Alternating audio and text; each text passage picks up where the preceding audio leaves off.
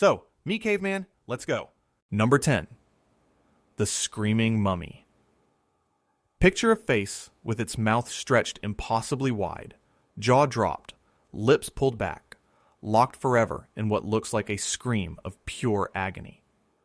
This is the single most disturbing face in all of Egyptology, and for more than a century, nobody could agree on what it meant.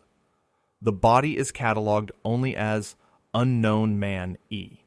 It was recovered from the royal cache at Deir el-Bahari, tomb number DB 320, a hidden shaft near Luxor that was revealed to the Egyptian Antiquities Service in 1881. Inside were the reburied mummies of some of Egypt's greatest pharaohs, hidden by priests to protect them from tomb robbers. And among the kings lay this nameless, screaming man. The mummy was unwrapped in June of 1886 by Gaston Maspero, the head of the Antiquities Service. What he found unsettled him. The body was not wrapped in fine linen. It was covered in a sheep or goat skin, a material that ancient Egyptians considered ritually unclean. The hands and feet showed marks consistent with having been bound. The organs and the brain had been left inside the body. The careful evisceration that defined elite mummification had been skipped entirely. The man had been placed in a plain cedar coffin whose interior was crudely hacked wider to make him fit, and the coffin carried no name. In Egyptian belief, denying a person their name was a way of damning their soul for all eternity. So who was he? The Egyptologist Bob Breyer revived an old and striking theory. He argued this was Prince Pentaur, a son of the pharaoh Rameses III. Pentaur's mother was a secondary wife named Tiye, and she led what historians call the harem conspiracy, a plot to assassinate the pharaoh and place her own son on the throne. The whole affair is documented in a surviving legal document, the Judicial Papyrus of Turin, which records the trials of the conspirators around 1155 before the Common Era. Pentaur was found guilty. Rather than a public execution, the record says he was left to take his own life. In 2012, a study led by Zahi Hawass and Albert Zink used CT scanning and DNA analysis to test the story. The scans of Rameses III revealed a deep cut across his throat, slashed to the bone by a blade and hidden beneath the neck bandages. The pharaoh had indeed been murdered. The same study found a father and son genetic match between Rameses and Unknown Man E. Scans of the screaming mummy showed compression around the neck consistent with hanging or strangulation. The mainstream reading is that this is Pentaur, hanged, then hastily and impurely mummified by a sympathetic relative. But a competing theory says the gaping jaw is simply natural. When a head is not supported after death, the jaw drops as the tissues dry. A 2024 study of a separate body, the so-called Screaming Woman, found the same expression paired with costly embalming, which muddies the whole picture. This roughly 3,100-year-old cold case is still being argued today, and it is not the only body that refused to decay in a way that unsettles us. Number 9. The Fire Mummies of Kabayan. High in the Cordillera Mountains of northern Luzon, in the Philippines, there is a town called Kabayan in Benguet Province. In the caves around it sit some of the most unusual mummies on earth. They were made by the Ibaloy people, who call them Meking. The caves have names like Timbak, Bangao, and Tenongchol, and the bodies inside were preserved not by chemicals, but by smoke and fire. That is why they are known as the fire mummies. The Ibaloy did not remove the organs. Instead, they dehydrated and smoked the entire body. The dead person was seated upright on a special wooden chair called a sangadil, with a low fire kept burning beneath it. The smoke slowly dried the body from the outside inward. The process was extraordinarily patient. It could take anywhere from several weeks to 2 full years to complete. What makes the practice truly disturbing is what reportedly happened before death. Accounts describe the dying person drinking a very salty brine to begin dehydrating the body from within while they were still alive. After death, tobacco smoke was blown into the mouth to help dry the internal organs without ever removing them. Herbal extracts were rubbed into the skin, and a 2018 ethnobotanical study cataloged the specific plants the Ibaloi used.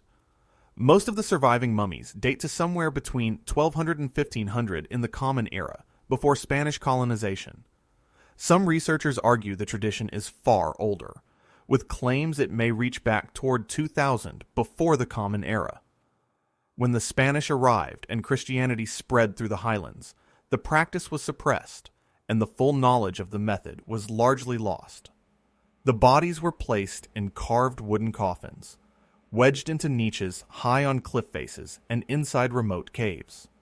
They are curled in a seated crouch, knees drawn up to the chest. Some carry elaborate tattoos, and the skin can be so well preserved that fingerprints are still legible. Preservation, however, has not meant safety. One of the most famous mummies, Apo Anno, was stolen in the early 20th century and only returned to the town of Buguyas in 1999. Theft, vandalism, and even the use of mummies as props for tourist photographs have damaged many specimens. The Kabayan site now sits on UNESCO's tentative list for World Heritage status. In 2024, a University of Melbourne project worked directly with Ibaloi descendants on conservation, treating the mummies not as artifacts, but as living ancestors. Humidity and fungal growth are the main modern threats to the remaining bodies. Local belief holds that the ancestor spirits still inhabit the mummies, so rituals of apology are performed before any of them are moved or studied. It is a preservation without evisceration, a method utterly unlike Egypt's, and it raises the same haunting question we will see again. How many peoples, with no contact at all, learn to defeat decay on their own? Number 8. The Guanche Mummies. Off the coast of northwest Africa lie the Canary Islands, and before the Spanish conquest of the 15th century, they were home to the Guanches, an indigenous people descended from North African Berbers. They had been isolated on their islands for centuries, and entirely on their own, they invented embalming. Their mummies are called Zaxos in the local Spanish, and the embalmed dead were known as merlados, meaning the embalmed ones. The practice was concentrated on the island of Tenerife. Modern analysis has identified 3 techniques the Guanches used, often in combination depending on the era and the status of the dead. There was evisceration, there was drying, and there was stuffing. Bodies were treated with dried herbs and animal fat, left to dry in the sun, and then smoked over a fire. Unlike the 70-day cycle of the Egyptians, the whole Guanche process took a little over 2 weeks. The body was then wrapped in cured goat skins, and the number of skins signaled the person's rank. An ordinary person might be wrapped in a few. A king could be wrapped in up to 15. The embalmers themselves were set apart from society, considered ritually unclean because of the work they did with the dead. The heart of the Guanche mummy story is a place called the Barranco de Erques, the Ravine of the Dead. Most local archaeologists believe this gorge is the legendary cave of the 1,000 Mummies. In 1764, the Spanish regent Luis Roman entered a cave there, and the writer José Vieira y Clavijo described a pantheon so full of bodies that no less than 1,000 were counted. The most famous single specimen, known as the Guanche Mummy of Madrid, was sent as a gift to King Charles III in that same year, 1764. It was later exhibited at the Paris World's Fair of 1878, and since 2015 it has rested in Spain's National Archaeological Museum. It dates to roughly the 12th or 13th century. Now comes the horror. Across the 17th, 18th, and 19th centuries, countless Guanche mummies were destroyed. They were ground into a powder called mumia and sold across Europe as medicine. People literally ate the ancient dead. Others were burned or looted for their grave goods. The Great Cave of the 1,000 Mummies is now empty. Today, Tenerife's Museum of Nature and Archaeology holds only around 20 complete Guanche mummies and roughly 100 fragmentary remains. The dry volcanic caves and lava tubes had aided the natural side of their preservation, and the modern Kronos project has used CT scanning and radiocarbon dating to conserve and study the survivors. Tenerife has long demanded the return of the Madrid mummy, calling it looted heritage. The deepest shock here is scientific. A people with no known contact with Egypt developed sophisticated embalming independently, a striking case of convergent human invention, and they were not the last to do it. Number 7. The Chachapoya Cliff Mummies. In the cloud forests of northern Peru lived the Chachapoya, a people the Inca called the Warriors of the Clouds. High in the Amazonas region, near the town of Lemebamba, there is a remote lake called Laguna de los Condores, also known as Laguna de las Momias, the Lagoon of the Mummies. On a ledge high on a cliff above that lake sat a hidden necropolis, and its rediscovery in the 1990s became both a triumph and a tragedy. In 1996, workers for a Lemebamba cattle rancher named Julio Ulilen stumbled onto the site, which was reported the following year. The mummies had been placed in stone burial houses called chulpas, built on the cliff ledge. But the discoverers looted the site first. They hacked the bodies apart in the hope of finding gold, and the local police had to intervene when a fight broke out among the looters over the spoils. The archaeologist Peter Lercha was sent by Peru's National Institute of Culture to survey the damage. His first estimate was around 60 or 70 mummies with hundreds of scattered artifacts. In the end, a rescue operation recovered 219 mummies and more than 2,000 artifacts and moved them to safety. The Chachapoya wrapped their dead in bundles of cotton textiles called fardos, seating each body with the knees drawn up to the chest. On top of many bundles, they sewed a false head, and some of these cloth faces are embroidered with a startled or screaming expression that is deeply unsettling to look at. Thanks to the cool, dry microclimate of the cliff, many mummies retain preserved skin, hair, and even fingernails. The grave goods were remarkable. They included quipas, the knotted string records of the Andes, along with textiles, ceramics, and gourds. Some of the quipas are in the Inca style, which shows that the Inca took control of the region after conquering the Chachapoya around 1470. The site was reused, its burials spanning both the Chachapoya and the later Inca period. To protect the collection, the community-run Lemebamba Museum opened in the year 2000.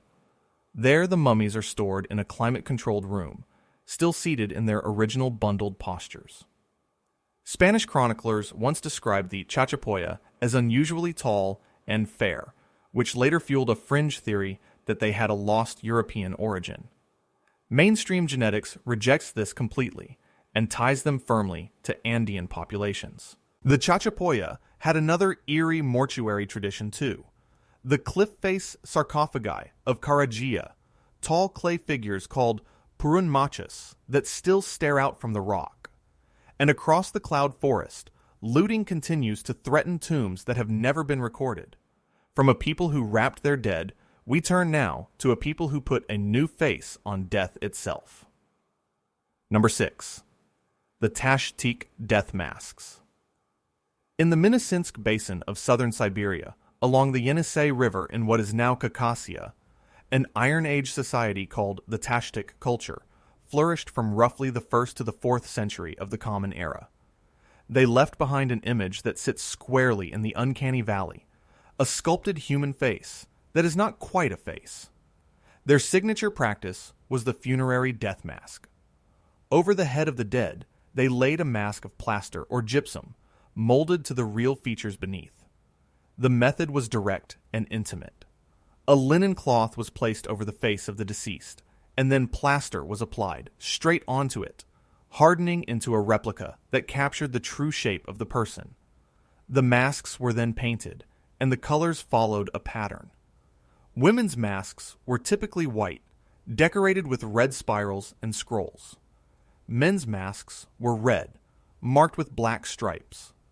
Behind these serene painted faces, the bodies were sometimes mummified and sealed with birch bark to help preserve them. But here the practice takes a genuinely disturbing turn. In many graves, there was no body at all. Instead, there was a leather doll, a dummy stuffed with grass and containing burnt human bone. The effigy stood in for the dead, a mannequin resting where a corpse should have been. The richest site is the Oglokti burial ground, whose early tombs date to the 3rd and 4th centuries of the Common Era. Oglokti preserved fur clothing, wooden vessels, composite bows, and horse bridles alongside the masked dead, and some of the mummies from these graves carry elaborate tattoos on their skin. The masks show European-like facial traits, and painted details suggest a population with light eyes and hair. Ancient DNA analysis confirms this mixed picture, revealing the Tashtyk as a blend of local Siberian and incoming Western Eurasian ancestry. In one remarkable case, a CT scan of a Tashtyk death mask reportedly revealed evidence of trepanation-like surgery on the skull beneath it. The Tashtyk practiced both cremation and inhumation, sometimes in the same cemetery, marking a society in the middle of a transition. Some large vault tombs held dozens of individuals, mixing masked mummies and grass-stuffed effigies together in a single chamber. Russian archaeologists first excavated and described these masks in the early 20th century.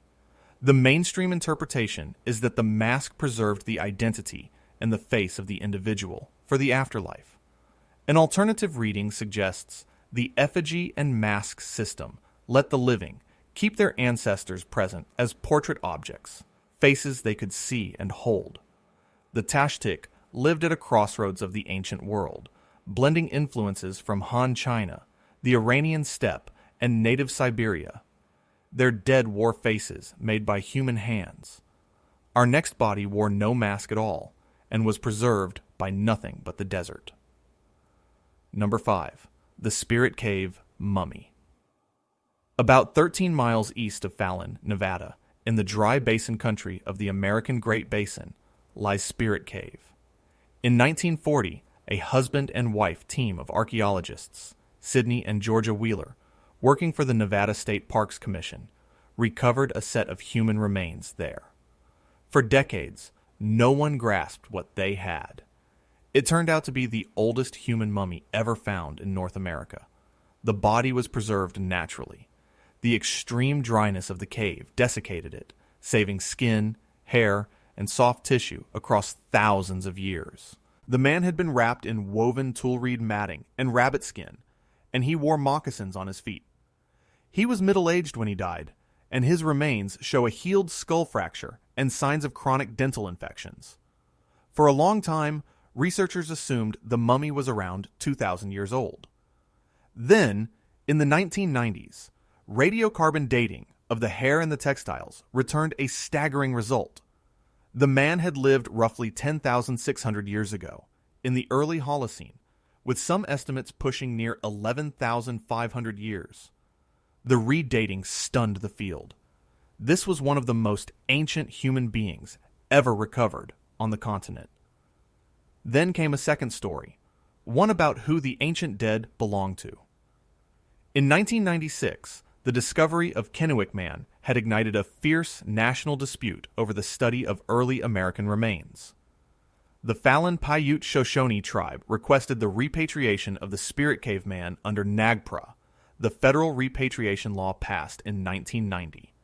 The Bureau of Land Management initially denied the claim, arguing that a cultural affiliation could not be established. A long legal battle followed, and the remains stayed in storage at the Nevada State Museum for years. The resolution came from genetics. In October of 2015, the geneticist Eski Willerslev sampled bone and tooth from the remains, with the permission of the tribe. The genome study, published in the journal Science in 2018, showed that the Spirit Cave Man is directly related to living Native Americans. More specifically, the DNA linked him to the ancestors of the Fallon Paiute Shoshone, undercutting the argument that he was unaffiliated. The same study helped debunk an earlier claim, based on the shape of ancient skulls, that the first Americans were a separate people called Paleo-Americans. The remains were repatriated to the tribe on the 22nd of November, 2016, and reburied at a secret location in 2018. Villerslev himself attended the reburial he had helped make possible. Fringe claims of a non-native origin had been used to contest tribal claims, and the DNA settled the science for good. From the question of who owns the dead, we move to the violence done to the dead. Number 4. The Lapa do Santo Decapitation. In the Lagoa Santa Karst region of Minas Gerais, in east-central Brazil, there is a limestone rock shelter called Lapa do Santo, the Saints Rock Shelter. In 2007, researchers excavating there uncovered a burial cataloged as Burial 26. What they found is the oldest case of human decapitation known anywhere in the Americas, and it forced scientists to rethink the inner lives of the earliest Americans. Radiocarbon dating placed the burial at roughly 9,000 years old in the early Holocene. The study was led by Andre Strauss of the Max Planck Institute for Evolutionary Anthropology and published in the journal PLOS One in September of 2015. The remains consist of a cranium, a mandible, the first 6 cervical vertebrae, and 2 severed hands. And the arrangement is what makes it unforgettable. The 2 amputated hands had been laid over the face of the skull, positioned opposite one another, one pointing upward and one pointing downward. On the jaw and the 6th cervical vertebra were V-shaped cut marks, the signatures of stone tools deliberately removing the head. This skull predates the previous oldest known decapitation in South America by more than 3,000 years. At first glance, a severed head suggests a war trophy, an enemy defeated and displayed. But the science pointed elsewhere. Strontium isotope analysis, which records the geology of the place where a person grew up, showed that this individual was local. He was not an outsider or a captured enemy. That single fact argues strongly against the trophy interpretation. Instead, the researchers concluded that this was a ritualized mortuary treatment, part of the community's own burial customs for its own people. The Lagoa Santa people were early hunter-gatherers, among the very first populations to inhabit South America. Their mortuary practices were elaborate and involved extensive manipulation of the body, including defleshing, the removal of teeth, and the rearranging of bones. The authors of the study argued that these people used the human body itself to express their cosmological principles about death. In other words, the decapitation was a form of meaning, not simply violence. Later Andean cultures like the Nazca and the Moche would become famous for their trophy heads.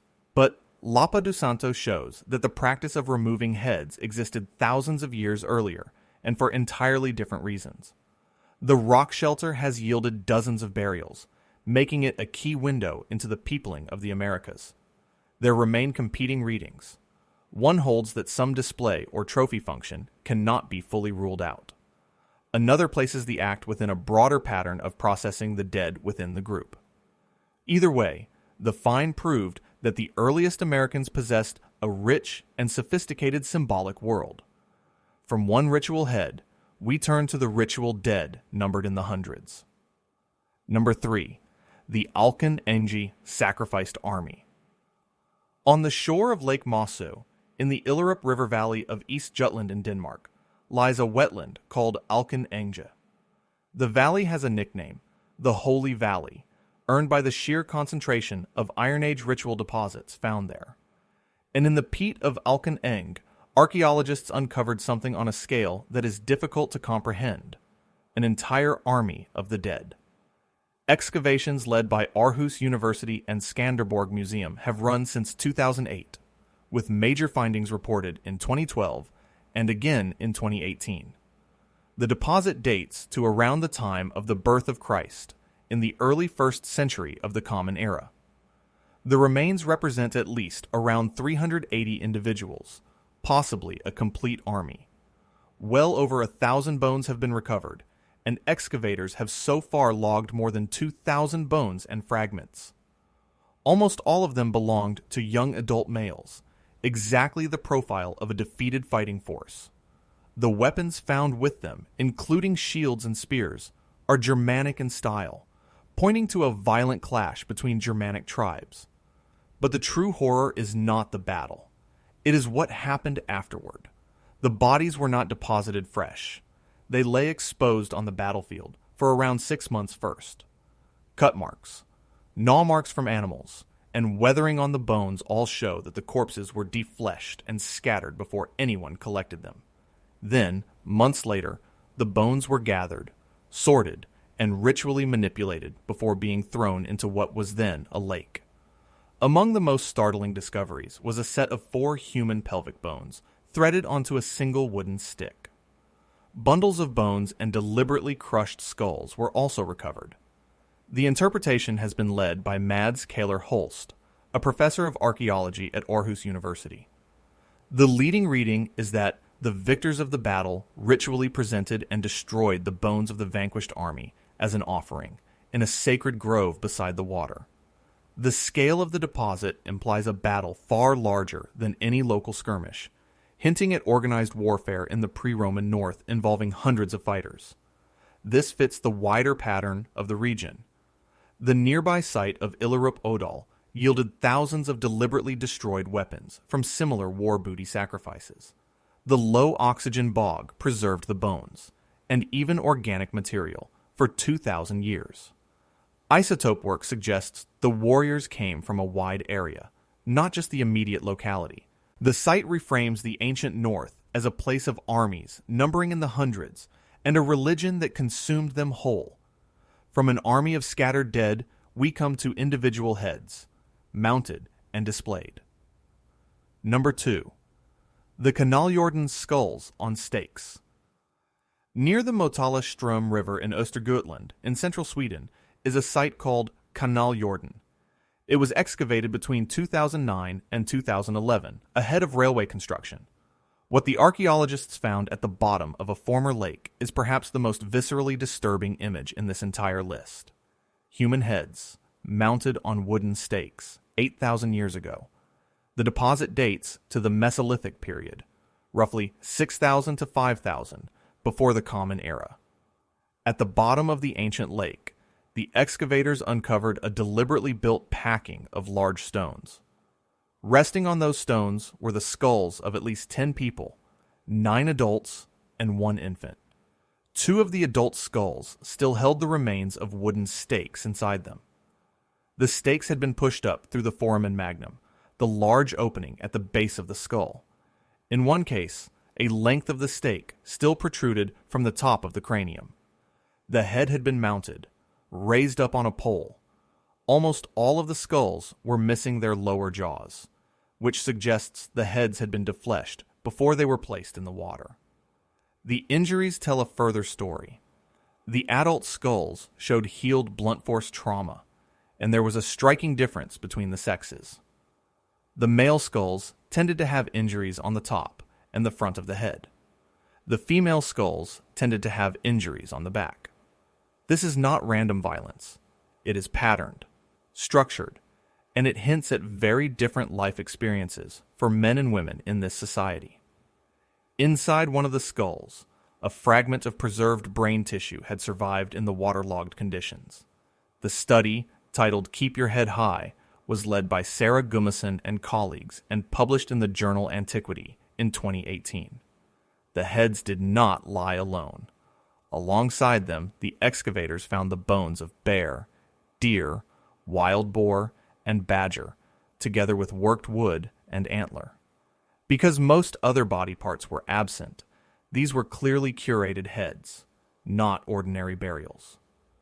Facial reconstructions have since been made from the skulls, including one widely published face of a Mesolithic man. Several interpretations compete. The mainstream reading is that these were venerated ancestors, displayed and then ritually buried in the water. An alternative holds that some or all were war trophies or enemies, given the evidence of violence. A third suggests a mix, some venerated kin and some captives, deposited together in a single ritual act. Whatever the truth, Mounting human heads on stakes 8,000 years ago is far earlier than any comparable European practice previously documented. From heads that survived, we come at last to something even the brain could not escape. Number 1. The Windover Bog Bodies. Near Titusville, in Brevard County, Florida, not far from the Kennedy Space Center, there is a shallow peat pond called Windover. In 1982, a backhoe operator draining the pond for a housing development uncovered a human skull, and inside it was bone that should not have been there.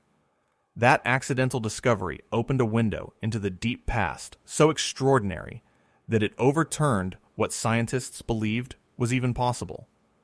This is the number one horror, and its shock is entirely scientific.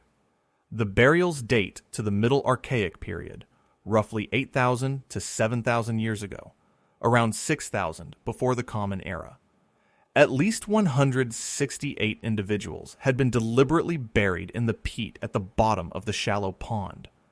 The bodies were staked down underwater, wrapped and pinned so they would not float, and buried within about 48 hours of death. The peat created an environment with no oxygen and a near-neutral acidity, and that combination halted the normal process of decay. And here is the part that stunned the world. Preserved brain tissue survived inside 91 of the recovered skulls. The brains had shrunk, but they retained cellular structure and even some molecular structure after 8,000 years. In 1986, a landmark paper in the journal Nature, authored by William Houseworth, Glenn Doran, and their colleagues, reported that DNA could be recovered from this ancient brain tissue.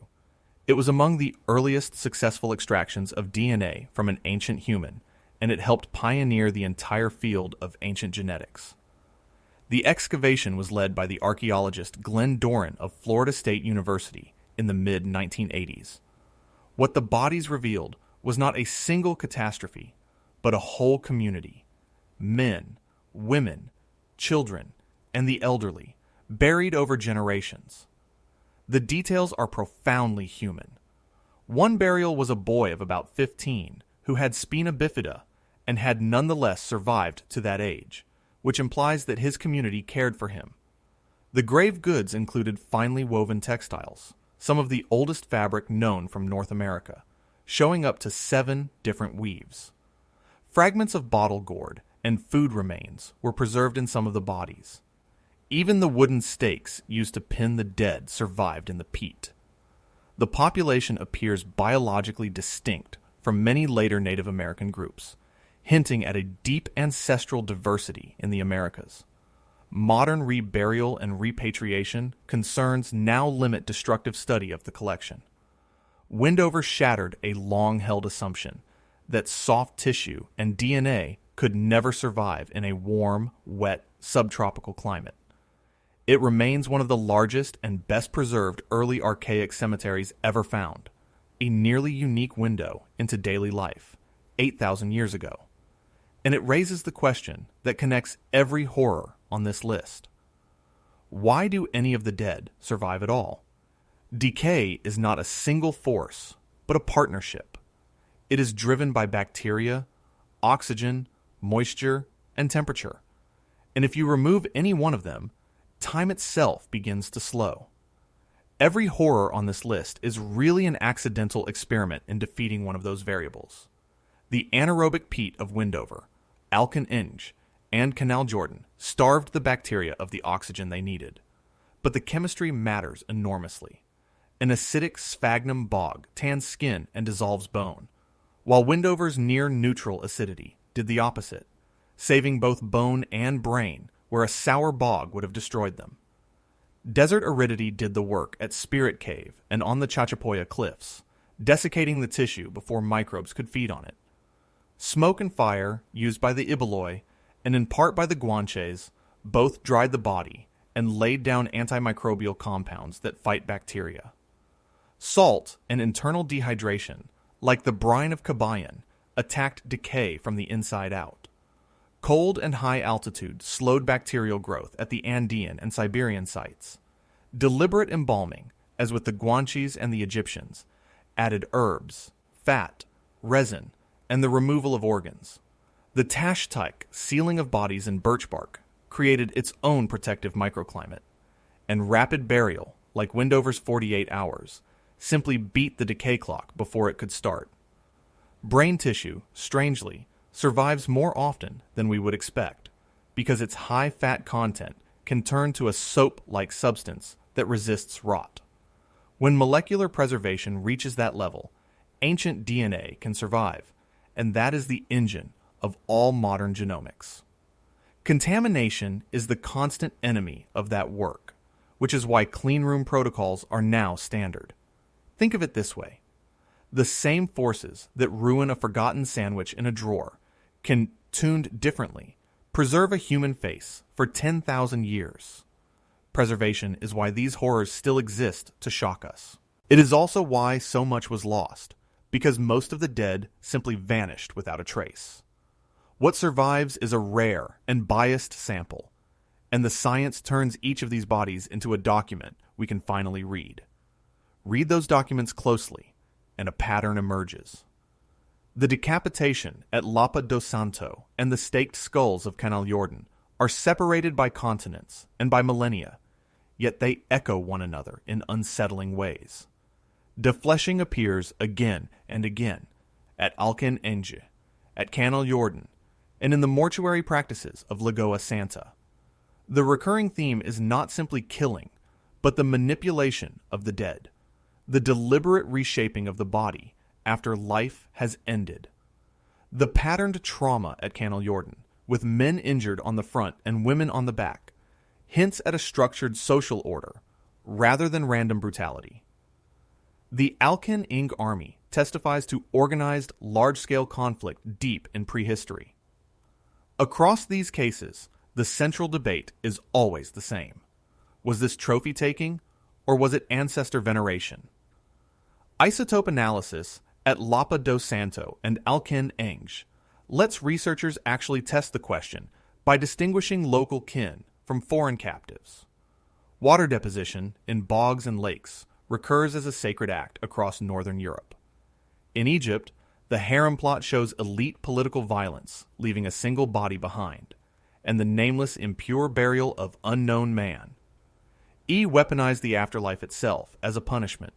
The curated heads of Kanaljorden find echoes in later Iron Age head cults. And everywhere, the line between reverence and horror is drawn in a different place. Modern eyes see agony and cruelty, but the people who made these graves may have seen honor, or protection, or love. Ritual was a language, and the human body was its most powerful word.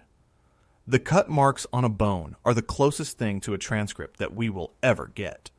What looks like cruelty may in fact be care, and what looks like care may hide cruelty. The archaeology resists easy moral judgment, yet the consistency of these patterns across sites argues for shared human impulses reaching across deep time. Violence and tenderness often share the very same grave, and that ambiguity is exactly why these finds still unsettle the researchers who study them. None of these readings would be possible without modern tools, which have turned silent corpses into cooperative witnesses. CT scanning lets researchers see inside a body without unwrapping it, as with Unknown Man E and the Tashtyk masks, and it was a CT scan that revealed the hidden throat wound of Rameses III in 2012. Ancient DNA sequencing rewrote the identity of the Spirit Cave man and traced the ancestry of the Windover people. Radiocarbon dating redated Spirit Cave by roughly 8,000 years in a single stroke. Strontium isotopes, locked into teeth as they form, reveal where a person spent their childhood, which is how the Lapa do Santo individual was shown to be local. Facial reconstruction gave the Kanaljorden man a living face to look back at us. Ethnobotany identified the specific plants the Iboloi used in their mummification. Proteomics and histology confirmed that the Windover brain tissue was genuine and not some later contaminant. Cleanroom protocols made ancient DNA results trustworthy in the first place. Each method answers a different question: the when, the who, the where, and the how, and together they build a fuller picture than any single tool could. There is a cost to remember. Older excavations, done before these methods existed, often damaged evidence that modern science could now have read in detail. Today, non-destructive imaging lets researchers study remains while leaving them intact. Genetics has repeatedly overturned the skull-shaped race science of the past, replacing guesswork with data. Museums are re-examining their old collections with fresh eyes, as the Kronos Project has done with the Guanche Mummies. The 2024 study of the Screaming Woman shows the field is still revising even its most famous cases. Increasingly, this data is cross-checked against indigenous knowledge and oral history. A scanner does to a mummy what an airport X-ray does to a suitcase, revealing the contents without breaking the seal. The dead are more articulate now than at any time since they died. And yet, every answer opens a new question, and the tools themselves force a reckoning with who has the right to ask. That reckoning is the modern thread running through every one of these finds. The repatriation of the spirit cave man under Nagpora is the defining case. In a striking twist, DNA both enabled the scientific study and justified the return of the remains to the Fallon Paiute Shoshone. Willerslev's decision to attend the reburial models a new kind of relationship between science and community. The same theme repeats around the world. Guanche descendants and the island of Tenerife continue to demand the return of the Madrid mummy. The repatriation of Apo Ano in 1999 restored a stolen ancestor to the Ibaloi. At Windover, further study is now limited out of respect for reburial and descendant concerns. Colonial-era looting scattered mummies into distant museums, and in the case of the Guanches, the mumia trade literally consumed the dead as medicine. Laguna de los Condores traces the whole arc in a single site, first looted, then rescued. Community-run institutions like the Leme Bamba Museum offer a new model of stewardship, where the descendants themselves care for their ancestors. Consent, of course, is impossible to obtain from the ancient dead, so living descendants stand in their place. The heart of the matter is a genuine tension. Scientific value and spiritual value must be weighed against one another, and different nations apply very different laws. The choice between display and reburial remains unresolved. Photographs, CT data, and three-dimensional scans offer one path forward, preserving the information even after the body is returned to the earth. These are, in the end, somebody's ancestors, not merely specimens on a shelf. The field has shifted, slowly, from extraction toward collaboration. Getting it wrong repeats the original violence done to these people. Getting it right can both heal and inform at the same time. The ethics are no longer separate from the science. They are now bound together as tightly as the linen around a mummy's face. 10 horrors, and 10 different reasons the dead outlasted the world that made them. A pharaoh's son frozen in a scream. A smoked ancestor seated in a mountain cave. A brain that simply would not rot at the bottom of a Florida pond. Each one shocks us because it collapses the distance between our world and deep time. Preservation, in every case, was a matter of chance. Meaning was chosen by the living. And interpretation is still ongoing, still argued over in journals today. The same peat that saved the brains of Windover erased millions of other bodies without a trace. What survives is rare, biased, and therefore priceless. These finds keep shocking scientists precisely because they keep being reread, and with every new tool, no case is ever truly closed. The dead ask the same questions we still cannot fully answer. Who were they? Why did they die this way? What did they believe about the darkness that was coming for them? Every scan and every sequence is a conversation carried on across 8,000 years and more. The horror, in the end, is also a kind of intimacy. To look at the Kanaljorden man's reconstructed face, or the Windover boy who lived to 15 against the odds, is to look a real person in the eye. They cared for their sick. They wrapped their dead with enormous care. They argued, as we do, over honor and belonging. Their violence and their tenderness are both entirely recognizable. Strip away the centuries, and these are people, not props. The shock we feel is really recognition. That is why the field keeps returning to them, and why each new generation finds something the last one missed. The prehistoric dead are not finished speaking. And somewhere, right now, the next scanner is waiting to reopen every one of these cases.